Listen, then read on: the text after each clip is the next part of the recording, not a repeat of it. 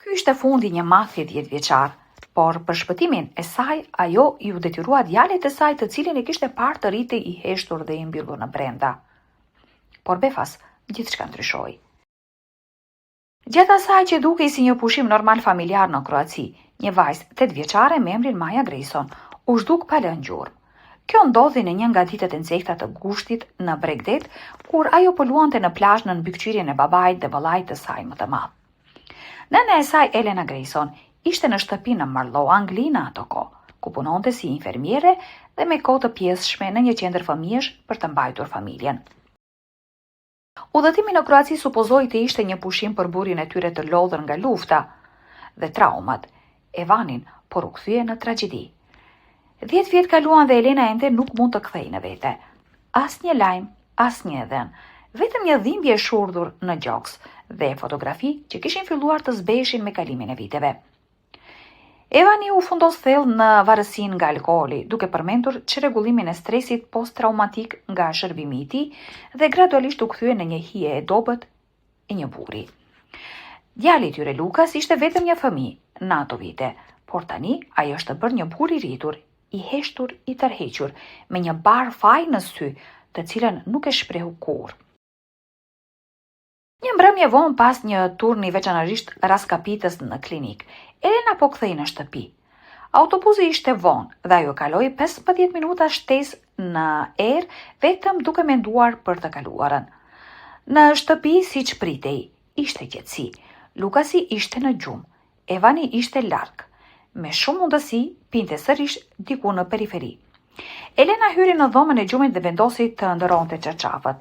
Ndërsa ngriti dyshekun e rënd për të futur çarçafin, ajo vuri re një qepje të çuditshme në mbulesën e kornizës së krevatit. Qepja ishte e ashpër, jo e bërë në fabrik.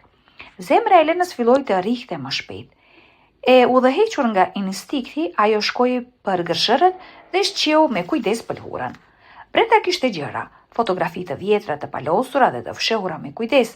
Ato ishin nga ai udhëtim, plazhi, ekskurzionet, fëmijët që buzëqeshnin para aparatit, por diçka nuk shkonte. Në pjesën e pasme të njërës fotografi ishte shkruar një grup koordinatash, në tjetrën një numër telefoni kroat. Ajo nuk i kishte parë kur këto fotografi më parë. Frymëmarrja e saj u shpejtua. Elena u ul ngadalë në cep të krevatit, duke shtrënguar fotografi në gishtat e saj të dridhur. Pse i kishte fshehur? Evani? Pse nuk e tha? Ajo nuk kishte përgjigje, vetëm pyetje dhe frikë që ngrihen nga thellësia e shpirtit të saj. Ajo nuk e ndëgjoi derën e përparme të kërkritej. Nuk e vuri re se Evani ishte në korridor derisa u shfaq në derën e dhomës së gjumit. Fytyra e tij e shtrembëruar nga tërbimi. Apo kontrolloje gjërat e mia? Ai fishkëlleu. Çfarë janë këto fotografi, Evan? Zëri i saj ishte i qetë, por brenda gjithçka dridhej. Ai u hodh drejt saj. Shpejt Elena e gjeti veten të lidhur dhe të mbyllur me shami në bagazhin e një makine të vjetër, që mezi e përdornin. Makina po shkonte diku në periferi të qytetit. Ajo u përpoq të mbante vetëdijen, duke u kapur pas mendimeve, duke kujtuar se ku mund të ishin. Pastaj makina ndaloi. Ajo nxor zvarr dhe u fut përmes një dere të pasme në një ndërtesë që doli të ishte një bar me dritare të pista dhe mure të plasëritura. Aty ishte një burr me tatuazhe i veshur me një xhaket lëkure. Evani i dha fotot dhe tha, ajo zbuloi gjithçka. Bëje pastër. Burri e shikoi me një shprehje të ftohtë në fytyrën e tij, por nuk tha asgjë. Duart e tij ishin të ashpra, por ai veproi me siguri dhe pa mizori të panevojshme. Elena ulut dhe pastaj dera u hap. Nën, zëri Lukasit. Ai zbuloi se ku ishte ajo duke përdorur një veçori të vjetër të gjurmimit të telefonit dhe ai i pagoi këta njerëz më shumë se Evani, që ta shpëtonin dhe ta largonin atë, por Elena me forcën e saj të fundit ndjeu telefonin në xhepin e xhaketës së saj dhe arriti të shtypte butonin SOS, funksionin i urgjencës që ajo kishte aktivizuar shumë vite më parë pas zhdukjes së Majës. Sinjali dërgoi automatikisht koordinatat e vendodhjes së saj te policia. Zemra e saj po rrihte nga tmerri dhe parandjenja, por pas asaj që dukej si një përjetësi, jashtë u dëgjua kërcitje e frenave dhe komanda të koordinuara. Oficerët e armatosur hynë në dhomë, të vendosur dhe të gatshëm për çdo kërcënim. Burri me xhaketën e lëkurës, ai që duhej të merrej me Elenën, griu në vend dhe ngriti duart. Shprehja e tij ndryshoi nga indiferente në të tensionuar dhe të matur. Ai nuk pristi që ndonjë nga klientët të thërriste policinë. Evani, duke vënë re policët, u hodh drejt derës së pasme, por një nga oficerët e kapi në prag. Evani luftoi, duke bërtitur akuza dhe mallkime të pakuptueshme, por ishte e gjitha më kot. Ajo përkul dhe u hodh në dysheme. Elena qau jo nga frika, por nga lehtësimi i pashprekshëm. Në stacion Lukasi i dha një rrëfim të detajuar, duke u ulur përballë detektivit me syt plot tension të brendshëm.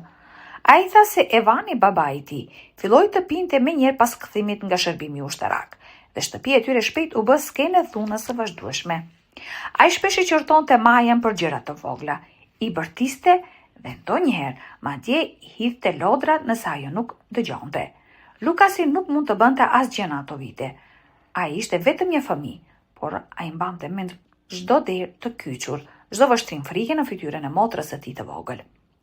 Ai tha se në atë ditë fatale në Kroaci, babai i tij kishte qenë i dehur që në mëngjes. Ata kaluan ditën në plazh dhe Maja, si gjithmonë, po ndërtonte me gëzim kështjella rëre, duke u përpjekur t'i pëlqente Evanit. Atë mbrëmje pas darkës, Evani tha se donte të bënte një shëtitje me Majën deri në ujë. Lukasi qëndroi në dhomë me dhimbje koke dhe ishte pothuajse në gjumë kur dëgjoi baban e tij të kthej vetëm. Ai mbante mend atë shumë qartë. Evani ishte i irrituar dhe nuk tha asnjë fjalë. Ai vetëm murmuriti se vajza ishte humbur. Asnjë ankth, asnjë panik, vetëm ftohtësi dhe heshtje. Lukasi u përpoq të pyeste baban e tij, por ai i hodhi një shishe duke i urdhëruar të heshte, dhe më vonë ai e kërcënoi. Ai tha se nëse Lukasi i tregonte ndonjëherë dikujt, ai do të përballej me të njëjtin fat si Maja. Dhe djali mbeti i heshtur. Ai ishte i heshtur për 10 vjet, por mbante mend gjithçka. Tani ai më në fund mori vendimin. Dhe ai tha gjithçka, çdo detaj, çdo frikë, çdo natë kur nuk mund të flinte nga tmerri dhe faji. Fotografitë e marra bashkë me koordinatat dhe numrin e telefonit i u dhan detektivit Brajti. Një hetim i ri ka filluar. Koordinatat quan në një ishull pranë Dubrovnikut, ndoshta Maja ishte atje. Elena shikoi Lukasin përmes xhamit në stacion. Ai ishte me pranga, por qëndronte me kokën lart. Ai e shpëtoi atë. Ai nuk u bë vrasës. Ai zgjodhi të vërtetën, për hir të saj, për hir të Majës. Të dashur shikues, a dëshironi një vazhdim të kësaj historie? Na tregoni në komente më poshtë. Mirupafshim.